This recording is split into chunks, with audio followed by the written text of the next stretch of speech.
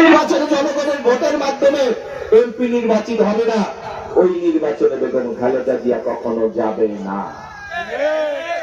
যার কারণে উনি কিন্তু কথা রেখেছিলেন খালেদা জিয়া নির্বাচনে যায় নাই, কিন্তু আজকে খালেদা জিয়া নাই, কিন্তু আমরা কিন্তু সেই জনগণের ভোটের অধিকারটা কিন্তু আমরা ফিরে পেয়েছি না।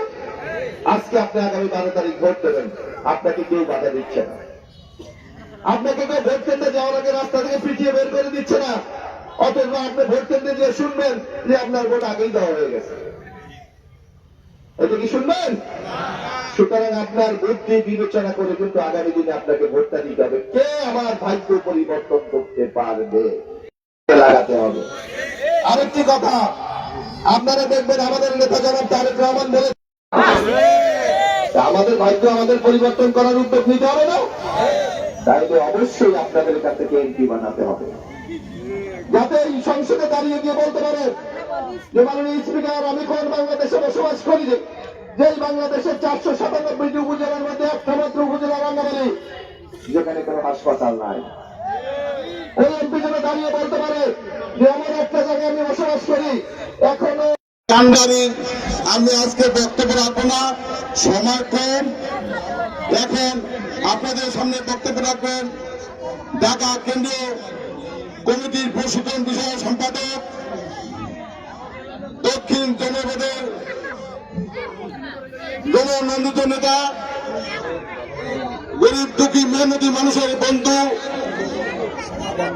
আমাদের সকলের মামলা পাবেন। সেই মামলা একটা কার্ডের জন্য প্রতি মাসে 2,500 থেকে 3,000 টাকা পাবেন, এবং প্রতি বছরে এই টাকার পরিমাণ বৃদ্ধি করা হবে।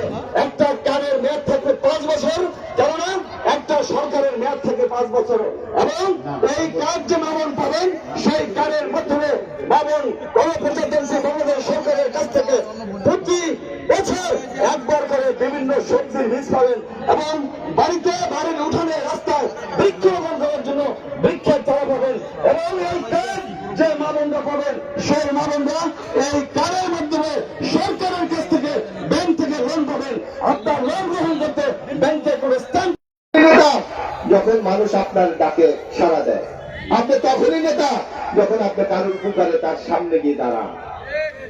আর যদি আপনাকে দেখে জনগণ বলে এই তো সন্ন্যাসী যায়, চাঁদাবাজ যায়, সেইটা কি খুব শুনাবেন? যার জন্য আমাদের সকল নেতা কর্মীদের প্রতি উদ্যত আহ্বান, মানুষের কাছে যান, মানুষের কাছে থাকুন, মানুষের উপকারে নিজে গিয়ে তার পাশে দাঁড়ান। তাহলে মানুষ বিএনপিকে ভালোবাসবে, আপনাকে ভালোবাসবে, আপনাকে শ্রদ্ধা করবে। না হয় আপনাকে কিন্তু এই সম্মানের চোখে দেখবে না। আপনারা যেমন আমাদের নেতা তারেক রহমান বলেছে যে আগামী দিনে আমি এমন বাংলাদেশ চাই না যে বাংলাদেশে হিন্দু, মুসলমান, বৌদ্ধ, খ্রিস্টান, রাখাইন আমরা একসাথে বসবাস করতে পারবো না, বরং আমি সেই বাংলাদেশ চাই যে বাংলাদেশে আমাদের পরিচয় হবে আমরা বাংলাদেশি। যার জন্য উনি একটা স্লোগান আবিষ্কার করেছে, এবার দেখেছেন যে আমি মুসলমান হতে পারি, হিন্দু হতে পারি, বৌদ্ধ হতে পারি, খ্রিস্টান হতে পারি, কিন্তু আমার সামগ্রিক পরিচয় আমি বাংলাদেশি। যার জন্য উনি বলছেন সবার আগে বাংলাদেশ। যদি বাংলাদেশ থাকে আমি থাকবো, বাংলাদেশ থাকলে বিএনপি থাকবে, বাংলাদেশ থাকলে ওই আওয়ামী লীগ থাকবে, ওই জামাত থাকবে, চরমনাই থাকবে। যার জন্য আমাদের কথা একটাই, আমরা বাংলাদেশকে ভালোবাসতে হবে।